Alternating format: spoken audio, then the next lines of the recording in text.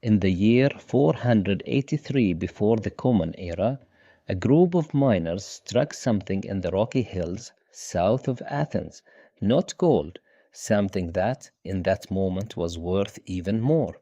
A massive new vein of silver. It would have been easy to celebrate, to divide the treasure, hand every citizen his share, and let the city feast. But one man stood before the assembly of Athens and argued for something almost insane. He told them to give the silver away, to pour their sudden fortune into the sea. His name was Themistocles, and the choice Athens made that day would decide whether Western civilization survived. We left off with the marketplace, where coins created wealth. But wealth is more than comfort, wealth is power, and no story shows this more clearly than the silver of Athens. The mines were called Laurion, and this new strike was enormous, enough to make every Athenian citizen personally rich.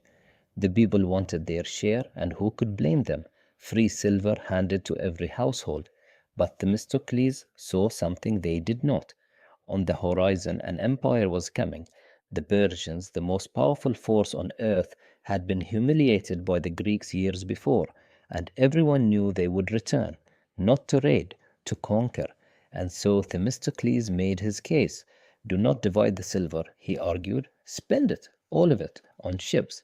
He wanted to use the entire windfall to build a navy. 200 warships, the largest fleet Greece had ever seen. Imagine the anger. He was asking every citizen to give up gold that was already, in a sense, in their hands. For what? For both. For a threat that had not yet arrived. This is one of the hardest things any society ever does. To spend real wealth today to prevent a disaster tomorrow. But Athens listened. The silver of Laurion was poured coin by coin into timber and rope and bronze. The mines fed the shipyards, and a fortune that could have been jewelry and feasts became something else entirely, a wall of wooden ships. 3 years later, the Persians came, and they came in numbers that seemed beyond counting.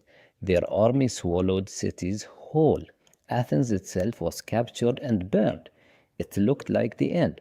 But the Greeks had a fleet, the fleet that silver had built, and in the narrow straits of Salamis, those 200 ships trapped the massive Persian navy in waters too tight to maneuver. The invaders were crushed. The invasion broke. Greece survived. Stop and think about what actually won that battle. It was not just courage, it was not just strategy.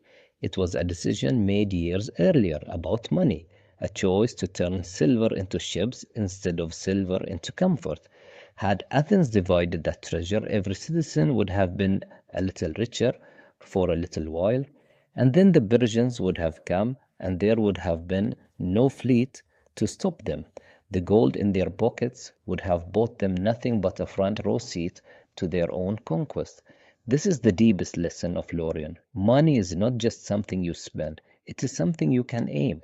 A society that saves and invests its wealth wisely can accomplish what raw riches never could. It can build, it can defend, it can survive.